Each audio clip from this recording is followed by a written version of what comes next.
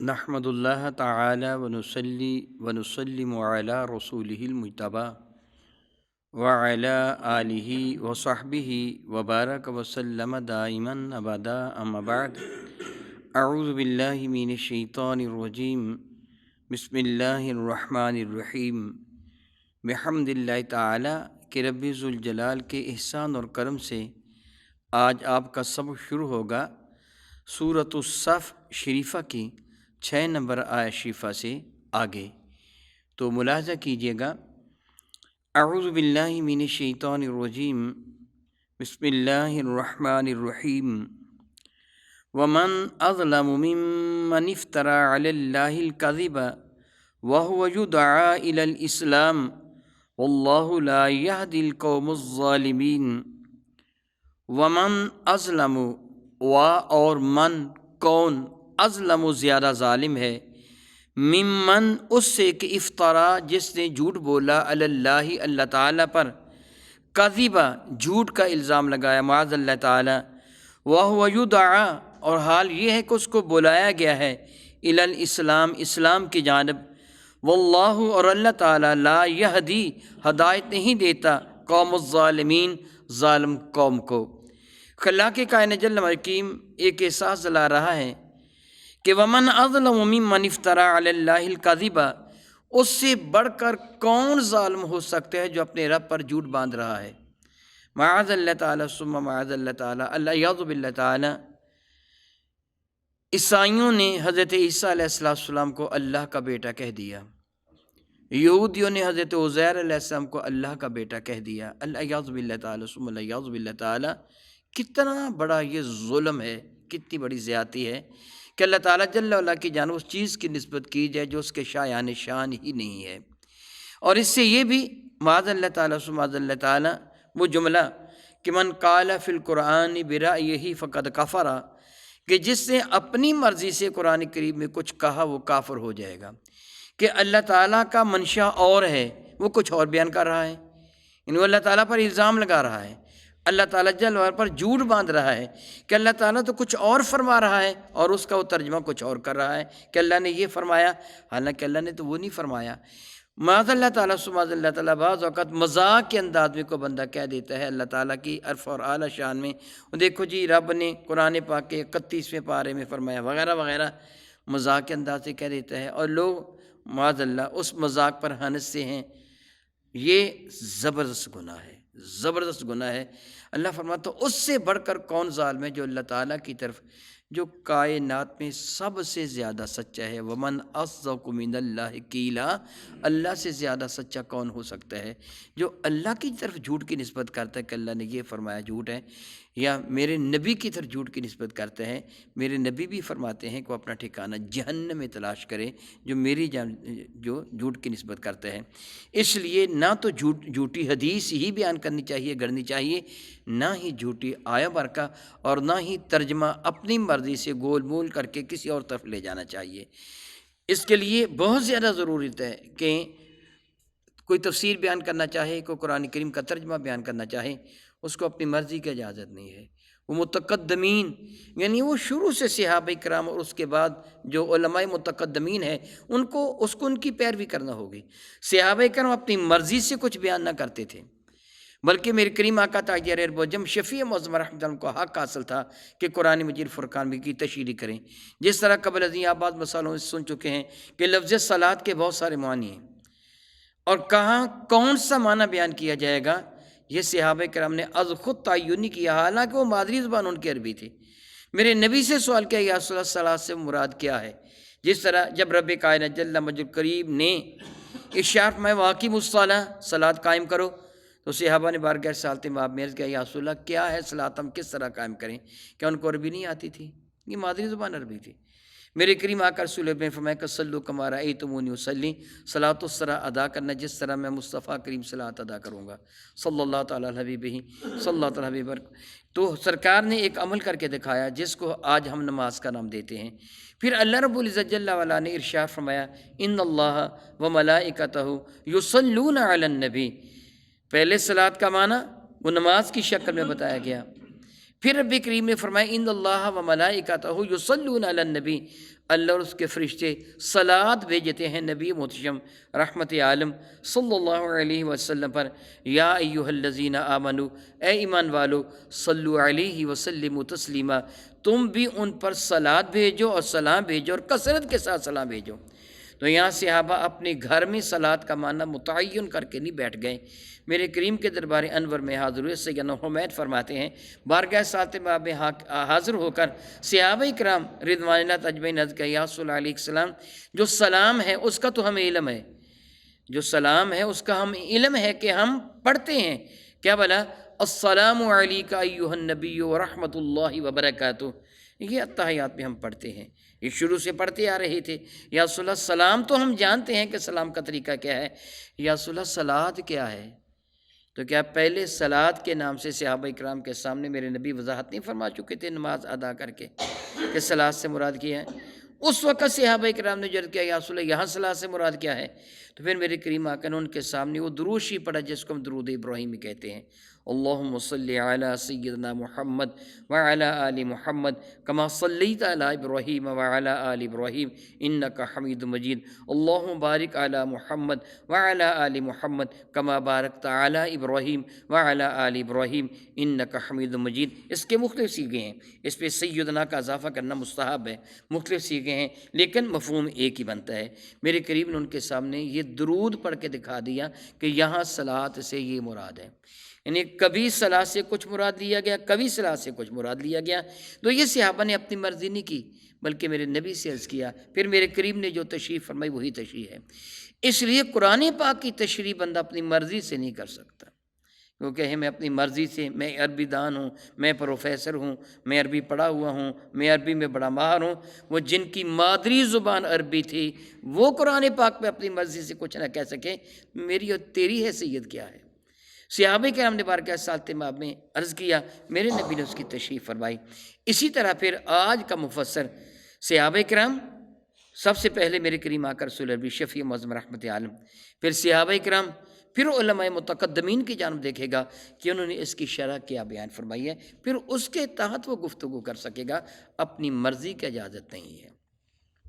خلاق کائنات فرماتے ہیں اس سے بڑھ کر کون ظالم ہے کہ جو اللہ تعالیٰ پر جھوٹ باندھتا ہے، بہتان لگاتا ہے، وَهُوَ يُدْعَىٰ إِلَى الْإِسْلَامِ، حالانکہ اس کو اسلام کی جانب بلایا جا رہا ہے۔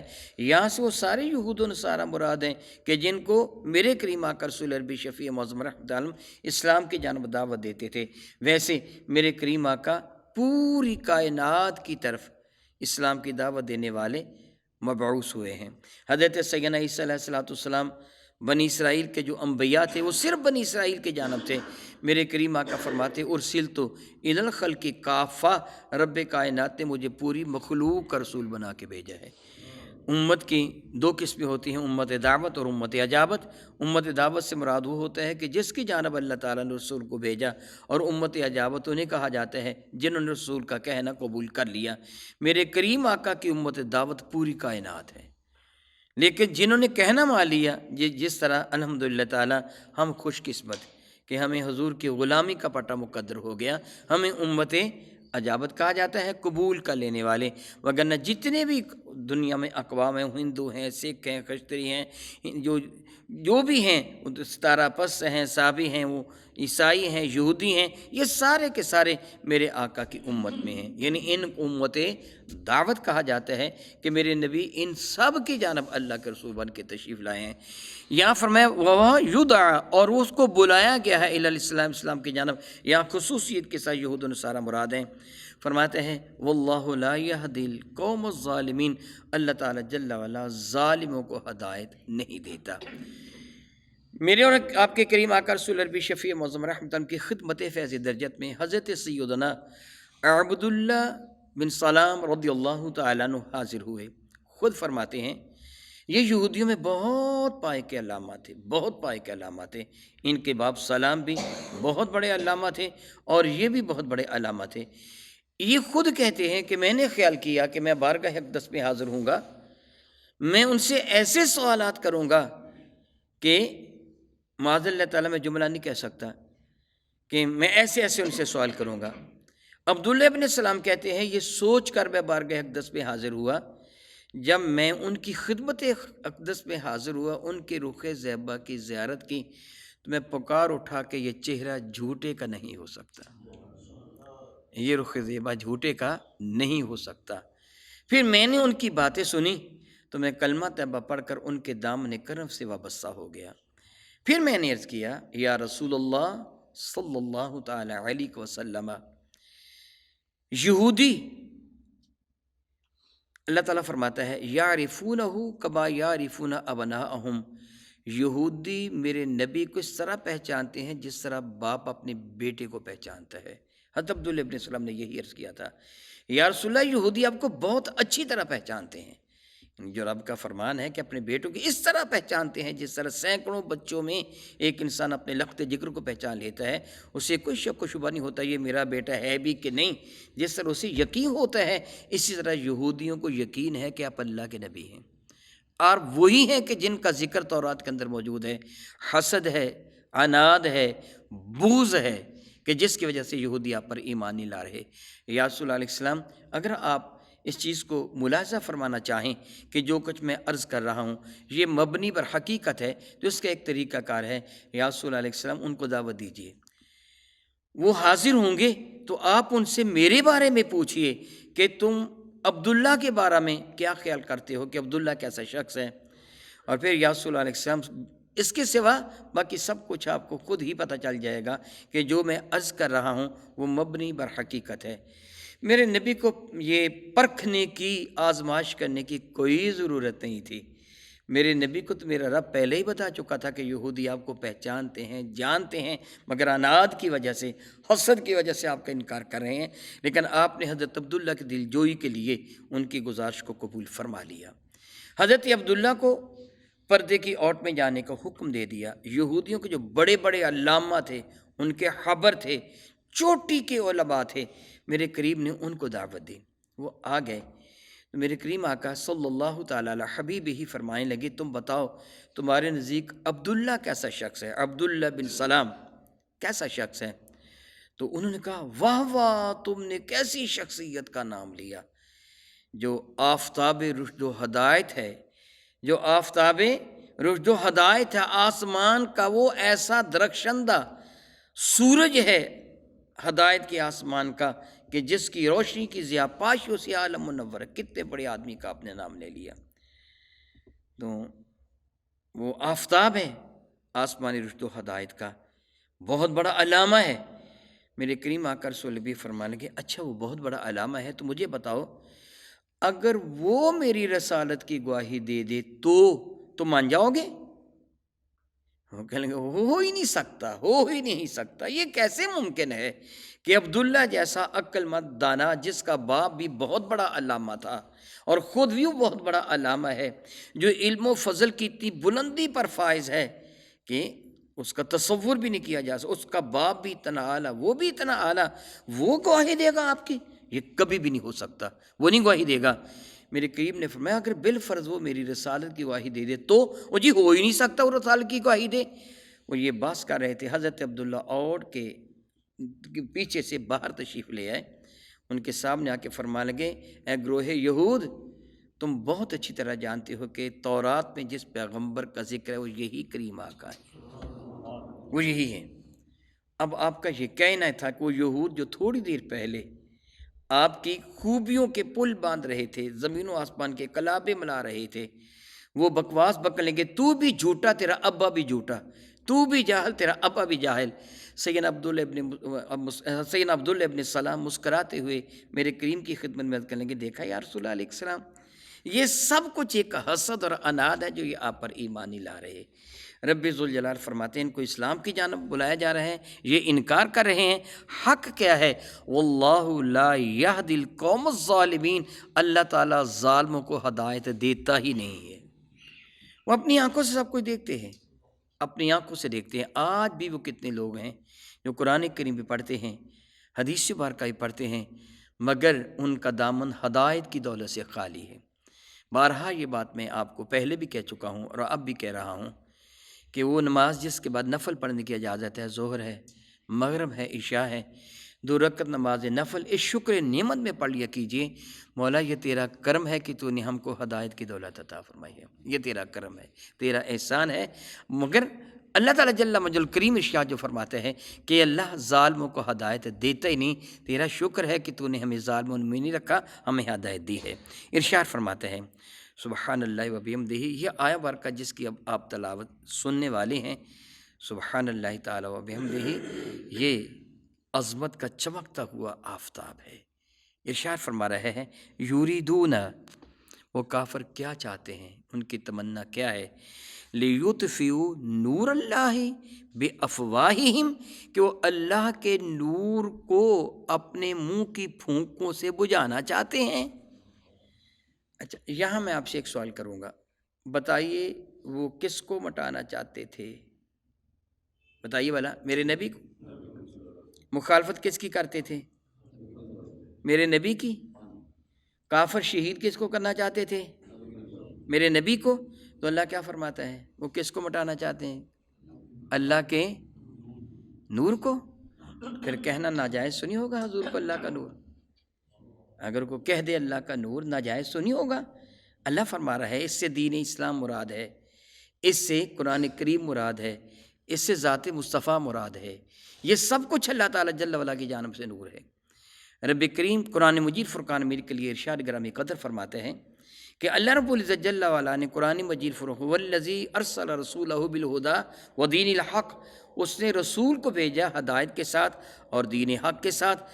پروردگار عالم جل وعلا دوسری جگہ ارشاد گرامی قدر فرماتے ہیں سورہ مائدہ شریفہ کی، سورہ مائدہ شریفہ کی 15 نمبر آیہ بارکہ میں رب کائنات جل حکیم میرے اور آپ کے کریم آقا تاجدار ارب و جم شفیع معظم رحمت عالم کی عظمتوں کا تذکرہ فرماتا ہوا قرآن مجید فرقان مجید کی عظمتوں کا تذکرہ کرتا ہوا ارشاد گرامی قدر فرما رہا ہے کہ قد جاءکم من اللہ نور و کتاب مبین، تمہارے پاس اللہ تعالیٰ کی جانب سے نور آیا اور کتاب مبین آئی۔ کتاب مبین سے مراد قرآن کریم ہے، نور سے مراد علماء کرام فرماتے ہیں کہ ذات مصطفیٰ کریم ہے۔ یہ 2 چیزیں آئیں، نور اور کتاب مبین۔ یہ کیوں آئے؟ اللہ تعالیٰ فرماتا ہے یہدی بہ اللہ، ہدایت دیتا ہے اللہ تعالیٰ اس کے ذریعے۔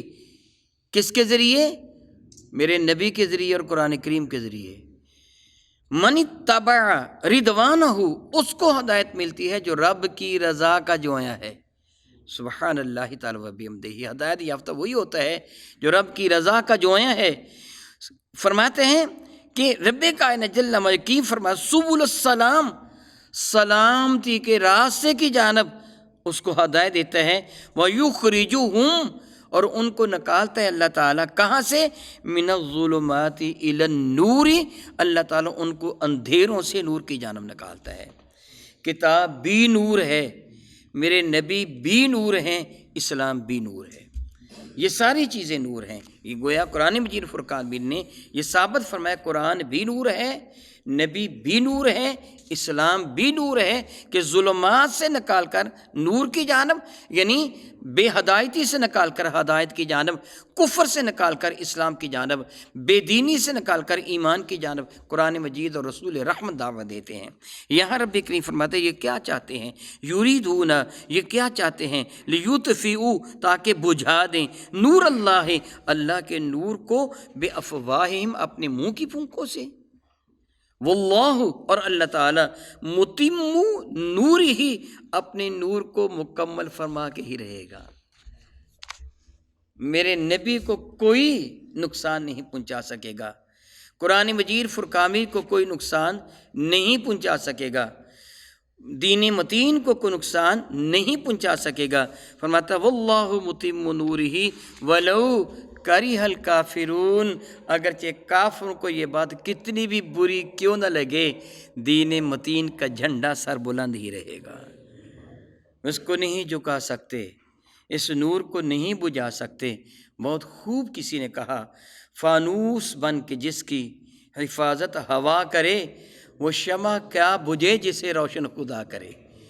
جس نور کو اللہ نے روشن کیا ہے، اب دنیا بھر کے سارے کافر اکٹھے ہو کر وہ بہت تیز قسم کی ہوا بلور وغیرہ چلا کے چاہیں ہم سورج کے نور کو بجھا دیں گے، چاند کے نور کو بجھا دیں گے، جو اللہ کے اس نور سورج کے نور کو نہیں بجھا سکتا، جو چاند کے نور کو نہیں بجھا سکتا، وہ نور مصطفیٰ کیا بجھائے گا؟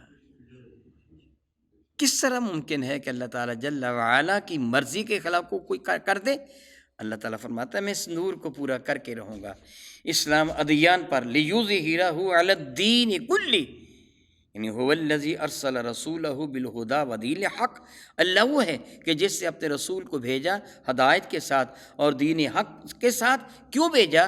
لیظہرہ علی الدین کلہ، تاکہ اللہ اپنے دین کو کائنات کے سارے دینوں پر غالب فرما دے، وہ غالب ہو کے رہے گا۔ یہ نور بجھایا نہیں جا سکتا، کیونکہ اس نور کو اللہ رب العزت جل وعلا نے، اس کو خلا کے کائنات جل وعلا نے اس کو جلایا ہے۔ اگلی برکہ میں وہی جو میں سورہ فتح شریفہ کی برکہ کے حوالہ سے عرض کر رہا تھا، والذی ارسل رسولہ بالہدی، یہاں بھی رب کریم نے وہی اشارہ گرامی قدر فرمایا، والذی ارسل رسولہ بالہدی، وہی ہے رب ذوالجلال، سبحان اللہ تعالی و بحمدہ، سبحان اللہ تعالی و بحمدہ۔ اگر بات تھوڑی سی غور کے ساتھ دیکھیں تو پھر ایک ایمان کا جدا گانا لطف آتا ہے، مزہ آتا ہے۔ کوئی آدمی یہاں آئے، میں اس سے سوال کروں یہ صاحب کون ہیں، تو مجھے بتانے والا یہ بتائے یہ صاحب وہ ہیں کہ جنہوں نے یہ مائکروفون بنایا۔ اگر یہ مائکروفون آلہ ہے تو پھر اس کی کیا ہوئی؟ خوبی کی تعریف۔ تعریف کا لفظی معنی پہچان ہوتا ہے۔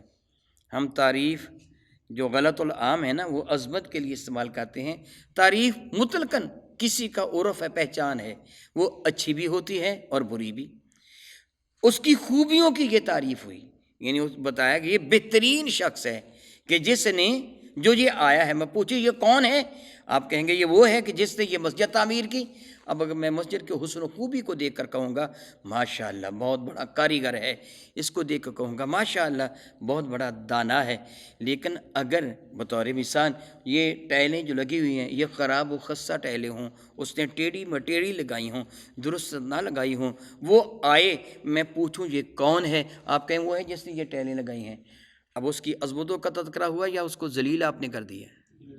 جی اونچی آواز میں بتا دیں، ذلیل کر دیا۔ کیوں ذلیل کر دیا؟ کہ جو آپ نے اس کی تعریف کی ہے وہ اس کی توہین کے اعتبار سے کی ہے، تذلیل کی ہے۔ کس کو تو ٹیلیں لگانی ہی نہیں آتی، یہ وہ ہے، وہ کہے گا آپ نے میری بے عزتی کر کے رکھ دی۔ اگر آپ نے میرا ان کے سامنے تعارف کروانا تھا تو تعارف کسی اچھے طریقے سے کرواتے۔ آپ نے ٹیلیں اگر میں غلط لگا گیا تھا تو آپ نے یہ بتایا یہ ٹیلیں اس نے لگائی ہیں، آپ نے میری توہین کی ہے۔ وہ دوسرا آدمی جس نے اچھا کام کیا جب اس کا ذکر ہوگا تو پھر کیا کہے گا؟ آپ نے میری خوبیوں کا ذکر کیا ہے، آپ نے میری عزت افزائی کی ہے، ایسے ہے نا۔ اب رب اپنا تعارف کرواتا ہے حالانکہ وہ محتاج نہیں ہے۔ میں محتاج ہوں، بندہ محتاج، میرا رب محتاج نہیں ہے، اس کے باوجود تعارف کرواتا ہے۔ جانتی ہو اللہ کون ہے؟ هو الذی، اللہ وہ ہے کہ ارسل رسولہ، جس نے اس محبوب کو بھیجا ہے۔ اب دیکھو اللہ وہ ہے کہ جس نے اس رسول کو بھیجا ہے۔ اب دیکھو ہر زاویہ نگاہ سے دیکھو، ہر جانب سے دیکھو، کسی انداز سے پرکھو۔ جب تم یہ جانو گے یہ رسول بے عیب ہے تو جان لینا بنانے والا رب بھی بے عیب ہے۔ اگر تم اس میں نقص نکالو گے تو مانا کیا ہوگا؟ بنانے والا کاریگر نہیں ہے، یہی ہوگا نا۔ رب فرماتا ہے کہ مجھے سبحان اللہ پہچاننا ہے تو کیا طریقہ کار ہے؟ والذی ارسل رسولہ، وہی رب کائنات ہے جس سے بھیجا سے رسول کو کیا دے کر؟ ہدا، ہدایت، و دین الحق، اور سچا دین دے کے بھیجا۔ جب کسی میں کوئی عیب ہو تو ہر کسی پہ غالب نہیں آتا، کسی سے مغلوب ہو جاتا ہے۔ عیب ہو نا، ہر کسی پہ غالب وہ نہیں آتا، کسی سے مغلوب ہو جاتا ہے۔ چونکہ یہ بے عیب ہے اس لیے فرماتے ہیں لیظہرہ علی الدین کلہ، یہ کائنات کے سارے دینوں پر غالب آنے والا ہے۔ سبحان اللہ۔ ولو کرہ المشرکون، اگر یہ بات مشرکوں کو کتنی بھی بری کیوں نہ لگے، اللہ فرماتا ہے میرا دین غالب آ کے ہی رہے گا، میرے محبوب غالب آ کے ہی رہیں گے۔ سبحان اللہ تعالی و بحمدہ۔ آج میں اور آپ یا سارے کے سارے لوگ جو یہ دعویٰ کرتے کہ ہم دین کی خدمت کرتے ہیں، ہم دین پڑھتے ہیں، آگے پھیلاتے ہیں، ہم دین کے محتاج ہیں، دین ہمارا محتاج نہیں ہے۔ میں اپنی بات کرتا ہوں، جب محمد سعید الحسن پیدا نہیں ہوا تھا میرے نبی کا دین تھا، جب یہ مر جائے گا میرے نبی کا دین باقی ہوگا۔ وہ کسی کا محتاج نہیں ہے، کوئی فخر سے نہیں کہہ سکتا میں نے دین کا بہت زیادہ کام کیا، ہاں کوئی فخر سے نہیں کہہ سکتا، ہاں شکر کر سکتا ہے کہ مولا تیرا شکر ہے کہ تو نے مجھے دین کی نوکری عطا کر دی ہے۔ وہ شکر کرے کہ تو نے اللہ تعالیٰ مجھے دین کا نوکر بنا لیا، مجھے دین کا کام کرنے کی توفیق دے دی۔